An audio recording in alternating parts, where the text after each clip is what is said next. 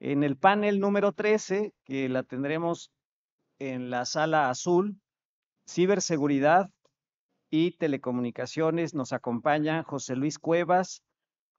Adelante, José Luis. También Erika Urbina de Trellix y también Manuel Díaz, perdón, de Huawei. Por favor, les invito a pasar a su respectiva sala. Y también presento a quien moderará el panel número 13, ciberseguridad y telecomunicaciones, quien es Ale Pineda, consejera también de la Alianza México Ciberseguro. Muchas gracias, Ale, por acompañarnos. Pablo, ambos tienen el uso de la voz. Un aplauso, por favor, a nuestros panelistas. Gracias, gracias. Hola, hola. ¿Se Muchísimas escucha? ¿Me gracias. escuchan? ¿Ahí me escuchan ustedes también? Sí. Muy bien. ¿No me escuchan? Pues Entonces, desde los retos en ciberseguridad, en los temas de telecomunicaciones, desde lo que les toca atender y la experiencia que tienen, ¿cuáles son las acciones prioritarias para poder fortalecer las telecomunicaciones como infraestructura crítica del Estado mexicano? Empezamos. ¿Sí? ¿Quieres, Erika? Así, los retos que tenemos en la ciberseguridad en las telecomunicaciones. Muchas gracias. Y gracias que nada, primero que nada por la invitación. Y quiero compartir un poquito de estadísticas que también tomé antes de venir a la sesión que sacamos de nuestro Advanced Research Center de Trellix. Y saqué unos estadísticos del último trimestre. Esto quiere decir del 1 de julio al 30 de septiembre de 2024 para traer los datos más recientes, en el que nos muestran un crecimiento del 47.7% en el ransomware contra el mismo trimestre del año pasado. ¿Y qué estamos viendo dentro de Trellix? Que esos atacantes, estoy hablando de México exclusivamente, los atacantes se han vuelto mucho más sofisticados, es decir, los ataques son mucho más personalizados, utilizan técnicas más sofisticadas. Y bueno, hablando de telecomunicaciones, este crecimiento lo hemos visto en el 80% en telecomunicaciones. Entonces es muy importante el impacto que tenemos ahí. También lo que hemos visto dentro de Trellix es, hicimos alrededor de 37.7 millones de detecciones y de estas detecciones, el 90% viene del grupo de telecomunicaciones y esto es natural, obviamente, ¿no? Porque todas las comunicaciones del país pues pasan a través de los telcos, ¿no? Entonces es algo normal.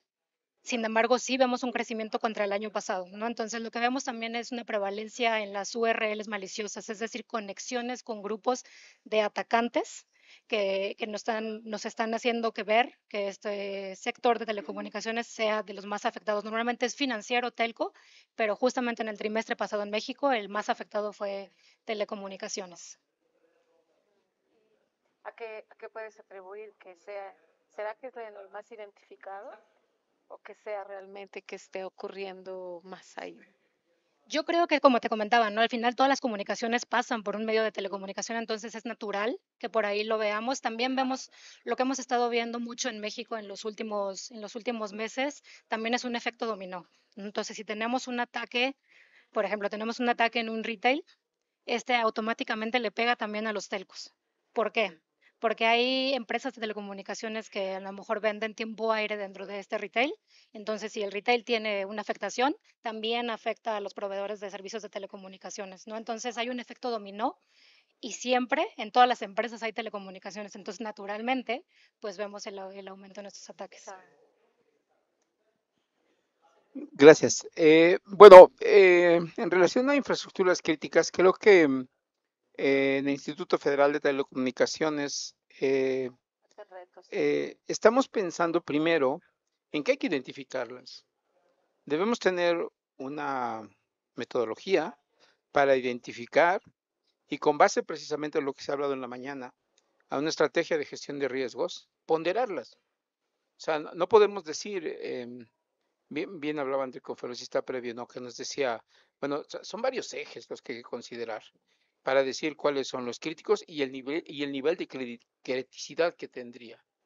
Con base en esto, entonces, decir, emprender las acciones, inversiones y lo que correspondiera para poder protegerlas. Y también hacer un plan de resiliencia. O sea, ¿qué sucede si tuviéramos bien comentaba Erika, ¿no? Los ataques han crecido y continuarán. En México contrario a lo que se pudiera pensar, tenemos el 95% de la población tiene cobertura 4G. Y contrario a lo que podría pensarse, el 50% de la población ya tiene acceso a 5G. O sea, ojo, aquí es importante decirlo. No hablo del territorio nacional, estamos hablando de 2.000 kilómetros cuadrados en todo el país, con toda la orografía que tenemos, pero estamos concentrados en metrópolis importantes. Entonces, el 50% tiene, todos esos son puntos de acceso potencial, de peligro para ello, y si no tenemos identificados, o sea, si no existe primero una metodología para identificarlos y posterior a ello una manera de protegerles, pues no podríamos pensar en el siguiente paso. Y esta metodología de la que hablas, digamos que la están pensando o sí la estamos usando. Vamos, en el instituto estamos trabajando. Yo soy coordinador de la mesa 5 precisamente del Comité Técnico en materia de despliegue que preside el comisionado Robles. Y el comisionado presidente del instituto nos ha hecho hincapié precisamente en establecer iniciativas que sean, para que tengamos una idea, el comité está formado por más de 400 expertos de todos los sectores, industria, academia, en el que se enriquecen las propuestas y la idea es trabajar sobre una propuesta y canalizarla a las autoridades que corresponda. Entonces, estamos trabajando en ello. Parte de las capacidades y de la competencia que tiene el instituto, si bien no hay, ese es otro tema, en México no tenemos un marco nacional de ciberseguridad donde esto tenga cabida, entonces también en la mesa estamos trabajando en dar una propuesta para esa estructura. Esta propuesta para el marco nacional de ciberseguridad es un documento que la mesa 5 ya ha liberado y que estamos prontos a que el instituto lo envíe a las autoridades que corresponda. Entonces yo creo que lo primero es lo que hay que hacer. Estamos en ello, creemos que podemos ser, es un efecto transversal, o sea, si no hay esa regulación, yo creo que a todos nos interesa y creo que son los primeros pasos que habría que dar. Y también como decía Enrique hace un momento y Agustín, no tenemos que empezar de cero. En verdad ya hay una enorme cantidad de normativas, de recomendaciones de expertos. Es lo que tratamos de hacer en el instituto. El comité, les decía, son más de 400 expertos. Entonces ahí está el Esas mesas son expertise. súper interesantes y qué bueno que o sea, son desde hace muchos años, ¿no? Que colaboran de esa forma. El comité se formó en el 21 y son 6 mesas. La ciberseguridad, aunque hay una mesa 5 que es la que yo coordino, pues el efecto es transversal en todas. Entonces, se siguen trabajando, cada año se envían nuevas iniciativas de regulación, de buenas prácticas, y yo creo que esa es una parte de las recomendaciones a seguir, el trabajo colaborativo. Hay mucha experiencia y mucho expertise en México. Muchísimas gracias. Manuel, ¿qué piensas? Hablando de los retos que representa para el sector de las telecomunicaciones el problema de la ciberseguridad, em, la ley nos restringe, o sea, el no tener una ley nos restringe, nos limita. ¿Podríamos hacer algo sin ella? ¿O Eh, estamos haciendo algo sin ella? en realidad no hay tanta problemática, o no es el principal impedimento en aplicar controles de seguridad en una red de telecomunicaciones, el que no existe una ley. Pero a lo mejor me gustaría como que ir definiendo el contexto, y lo decía Erika muy bien, y además su empresa lo que se dedica es identificar amenazas, comportamientos, etcétera, y en dónde están pegando. Yo lo decía cuando hice mi exposición, sí se está volviendo ahora los operadores de telecomunicaciones o el sector de telecomunicaciones un punto, digo, un objetivo de ataque, porque en realidad son los que forman la conectividad del Internet y por ahí pasan todos. Yo muchas veces trato de explicar esto desde el ámbito de que hay dos tipos de redes básicamente, las públicas y las privadas. Entonces, para muchos puede ser que conozcan más el ámbito privado porque son sus redes y eventualmente usan el Internet para llegar a otro lado, pero las redes públicas que en el sistema tradicional o los estándares, protocolos de telecomunicaciones eran cerrados, no se conectaban a Internet, las comunicaciones eran en canales establecidos. Cuando llega el momento de la convergencia de la tecnología, que ahora hace que utilicemos el Internet para conectarnos, la larga distancia en buena medida desapareció porque eran conexiones vía Internet, entonces ya no se justificaba tanto la existencia de digamos, decir voy a cobrar una larga distancia, ¿no? Ya no existía ese concepto. Entonces, lo que está pasando es que en el ámbito de telecomunicaciones, el sector, los operadores y las compañías que trabajamos con ese sector, estamos apuntando las energías en enfocarnos en un modelo que le llamamos el modelo de seguridad de telecomunicaciones, que es de 3 capas. Básicamente 3 capas, que es la capa de los equipos, la capa de la red y la capa de las aplicaciones y dispositivos.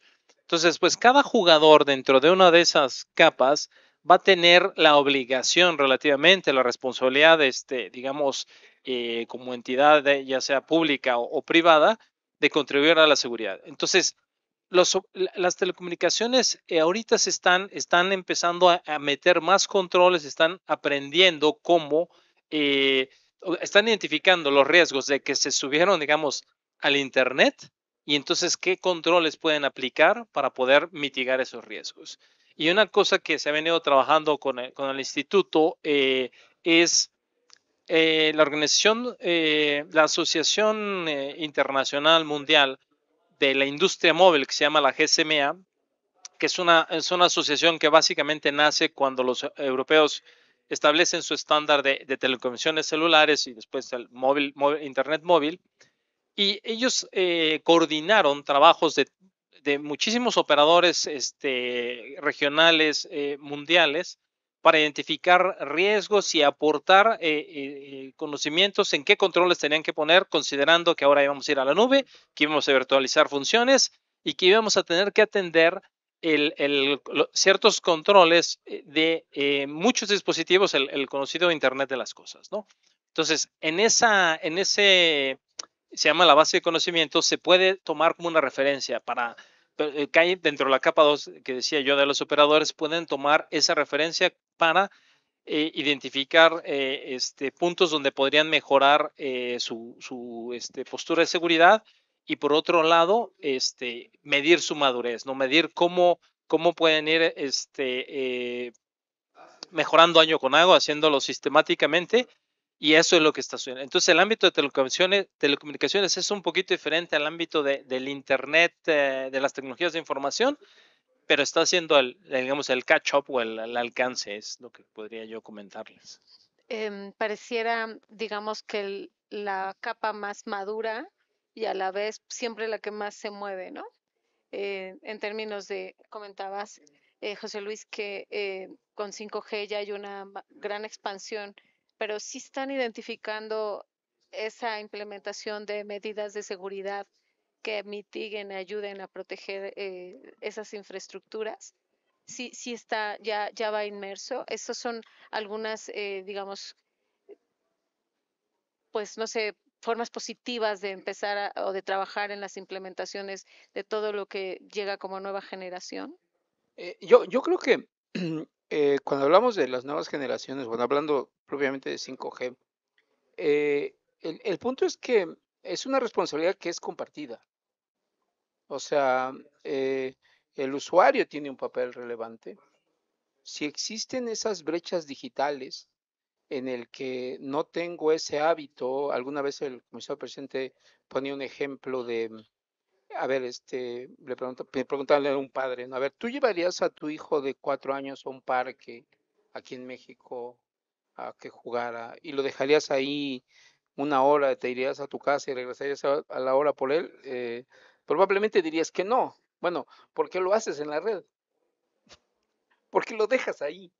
Eh, este, Nos falta mucho esa cultura. Entonces, en el instituto, en esos frentes que están abiertos, como bien Manuel lo decía, la GCMA le da una estructura y te dice, en esa responsabilidad compartida, desde qué vertiente se podría atacar a cada quien, al operador, a nivel usuario, a nivel institucional, a nivel gobierno.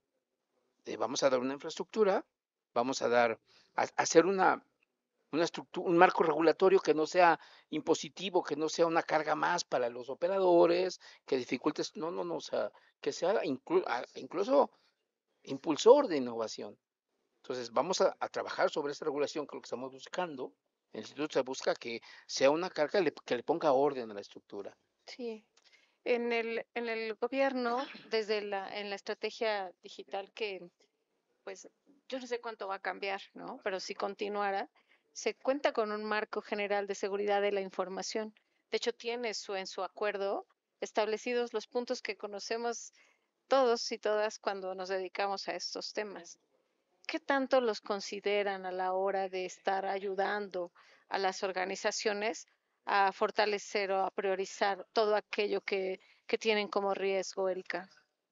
Fíjate que una cosa es el marco de las regulaciones, pero un punto muy importante, y perdón, quiero rescatar un poquito de la pregunta anterior que hablaban los compañeros, y justamente es la capa del usuario, ¿no? Entonces yo agregaría una capa más, que es justamente la capa de los usuarios que bien hablaban aquí también, es difícil controlar ese aspecto, ¿no? Y te puedo decir que en México la mayor amenaza que vemos en las empresas y sobre todo de telecomunicaciones sigue siendo el error humano.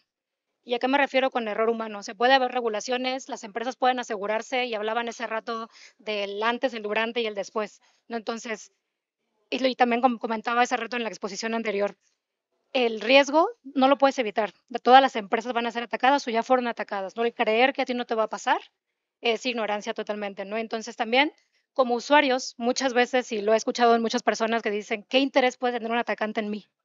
¿No? ¿A qué le va a importar a la persona? Yo soy cualquiera, ¿no?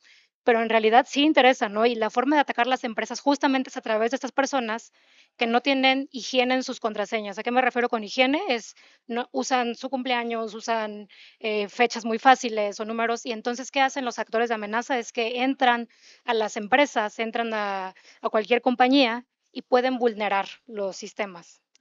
Sí, pero a ver, está bien y siempre es la responsabilidad que a mí me gustó mucho el tema de poner en el centro al ciudadano, a la persona, ¿no? Que sería la que tendríamos que ayudar o facilitarle la vida. Como Trellix y como Huawei, por ejemplo, ¿cuántos, digamos que, controles de seguridad, por ejemplo, en protección de datos tienen? ¿Los tienen identificados? Así, ¿cuántos lineamientos tienen para la protección de datos personales? Porque sí es cierto que el humano, el ciudadano, el usuario final es el que se ve, se expone. Pero ¿cuánto desde las tecnologías tenemos una responsabilidad? Porque ya lo traen, ya se trae, pero además que se comunique. ¿Cuánto tienen identificados, no? Se sé de marcas de la más común que trae hasta 52 requerimientos en temas de protección de datos personales, ¿no? Entonces, con eso creo que es una gran ayuda. ¿Tienen ustedes identificados cuántos requerimientos tienen en temas de protección de datos personales? Mira, en cuanto al número de requerimientos, no sé, son muchísimos porque también depende. En México tenemos la Ley de Protección de Datos Personales, sin embargo, hay empresas en México que tratan con ciudadanos europeos y GDPR. tienen que utilizar GDPR, ¿no? Entonces también tenemos PCI para los que tienen trato con tarjetas de crédito, información de tarjetas de crédito, y así hay muchas legislaciones o normativas que hay que seguir. Entonces, controles hay mucho dentro de Trellix, respondiendo a la pregunta de qué hacemos. Tenemos controles, tenemos una serie de productos dedicados justamente a la protección de datos, que le llamamos Data Loss Prevention. Entonces, los controles existen, se Claro. implementan. De hecho, incluso hay empresas que los adquieran. El tema es la configuración, el uso, y siempre va a haber el usuario que ya sea consciente o inconscientemente, ya sea por maldad, porque existe muchas veces también eso que es intencionado, que permiten o roban la información. Eso es difícil que lo hagamos desaparecer, y eso es un tema más de cultura. O sea, como fabricantes existen, como empresas lo Tienes razón. adquieren, como gobierno aplican las leyes y todo, pero sin embargo yo creo que siempre el factor del error humano o la intención con maldad humana va a existir. Hay mucho que hacer para esa concientización que suena trivial, pero que, a ver, nos pasa porque a veces no lo sabemos configurar, ¿no? Nos pasa porque muchas de las veces no sabemos cómo contenerlo. ¿Estás de acuerdo? ¿Qué me comentas, Manuel?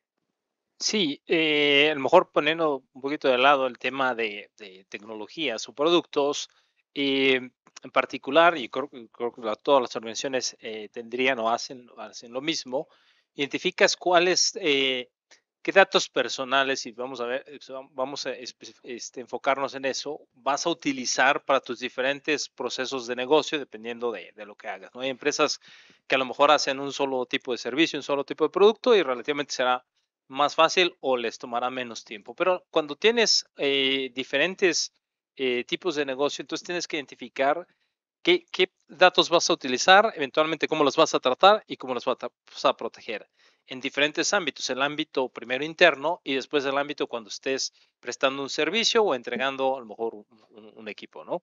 En el caso de los productos que hace Huawei, en realidad serían más los de consumo, los dispositivos, pero básicamente la compañía establece una política interna en donde tiene una serie de controles que a lo mejor te permiten manejar, digamos, tu privacidad y simple y sencillamente no va a recolectar ningún dato ni va a utilizar o va a tratar de minimizar lo que pudiera ser necesario de un dato personal, pero para ciertos efectos un teléfono hasta que no se configura, pues no tiene ningún dato, ¿no?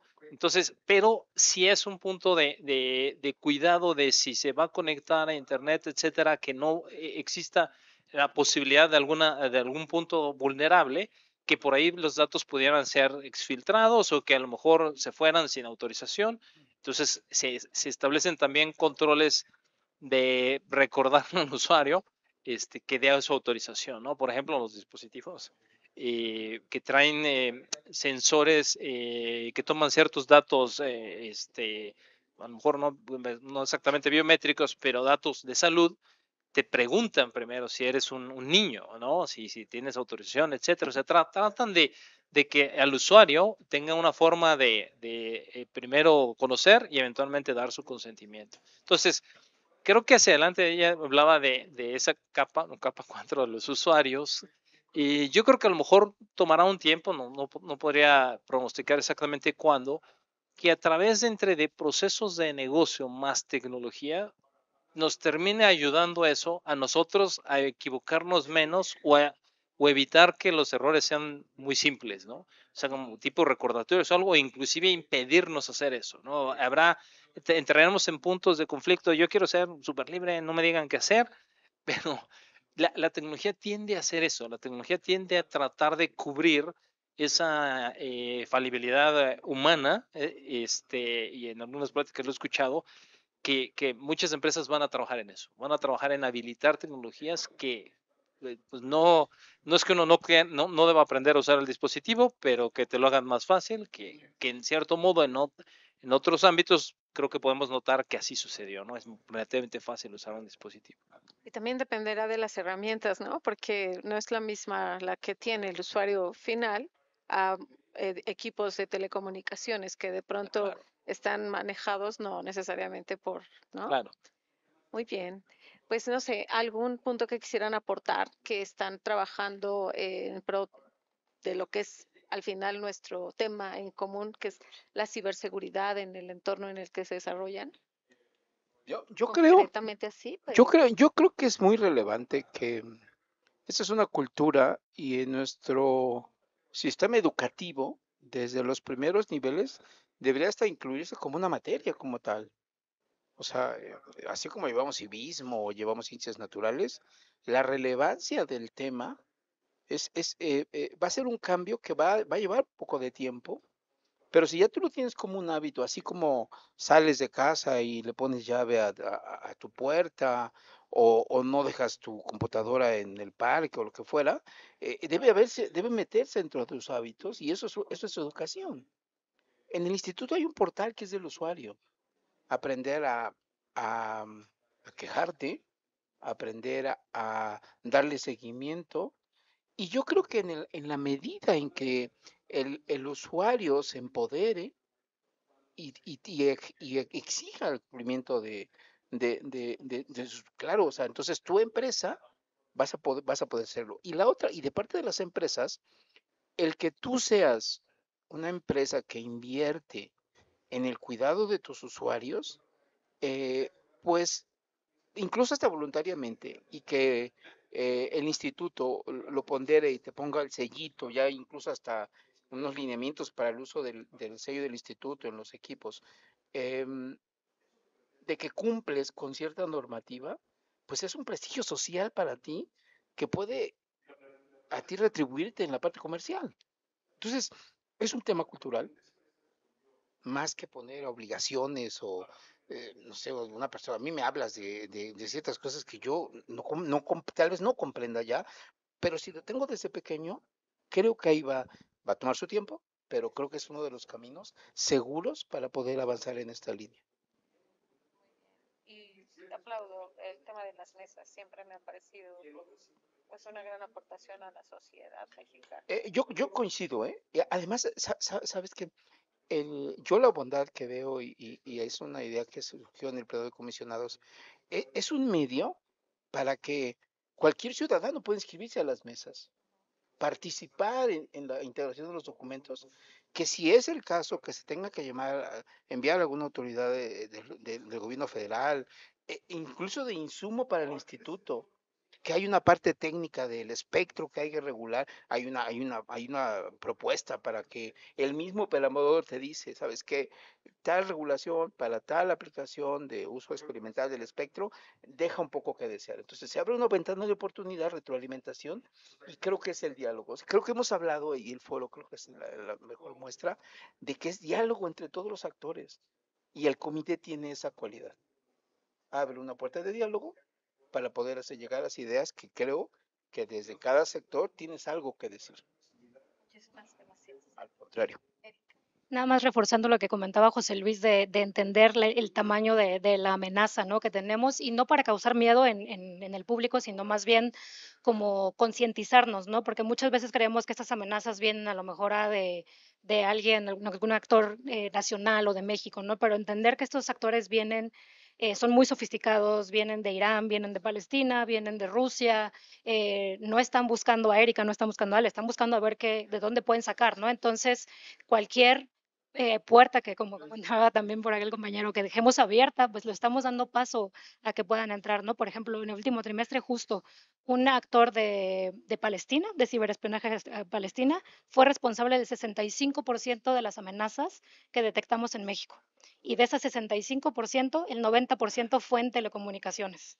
Entonces, para que nos demos idea de dónde están viniendo los ataques, ¿no? Y obviamente no es personal con México, hay veces que sí es personal, en este caso no, pero es más bien ver en dónde tenemos huecos y dónde puedo la oportunidad de hacerlo, ¿no? Les dejo un minuto. Sin duda la carretera es el camino, ¿no? Sí. Sí, y bueno, como les decía, la convergencia un poco enfocándose en lo que fue el panel, de las telecomunicaciones con las tecnologías de información, hace que se tenga que, digamos, ir adaptando, ir ajustando, y por lo menos en la parte que nosotros podemos compartir en cuanto a el desarrollo tecnológico en telecomunicaciones. Las siguientes generaciones, si se utilizan los números, ¿no? la 5G, son más seguras que las anteriores. De hecho, la generación más débil es la segunda generación, pero tampoco se pueden apagar tan rápido las redes. Pero al contrario, yo les diría que hacia dónde están encaminando el desarrollo y las organizaciones estándares, sea tomando toda esta información, todo lo que explicaba Erika, para ponerlo en dónde tenemos que cuidar, cuáles son los elementos que tenemos que poner controles adicionales, tenemos que poner propuestas tanto de diseño como de arquitectura, y ahí es en donde hacia adelante las redes van a ir fortaleciendo su posición. Y lo demás va a ser que también se haga la gobernanza, que también se opere, que tanto eventualmente se vuelva muy natural, muy normal la ciberseguridad en las operadoras, como en algunas compañías lo es, porque, por ejemplo, el sector financiero ya lleva mucho más avanzado, porque además es muy sensible, era mucho más sensible un problema El problema de dinero, que si perdías llamadas, ¿no? Que si dejaba de funcionar tu celular, porque a lo mejor un superataque atoraron, pero después resulta que si pierdes la conectividad de telecomunicaciones, pues perdiste tu conectividad de tu economía digital. Entonces ahí es en donde es un mundo un poquito diferente y eso no nos mantengámoslo en la mente. Las tecnologías de comunicaciones se dieron un desarrollo de un modo y las de información de otro. Y ahora ya convergimos y simple y sencillamente las industrias y las organizaciones se van a adecuar para poder encontrar las mejores posturas de seguridad. Es muy, muy interesante lo que nos han compartido. Les agradecemos su tiempo y la participación y la información que pues han Gracias. compartido con todos. Al contrario, Gracias. Buenas gracias, tardes. gracias por la invitación.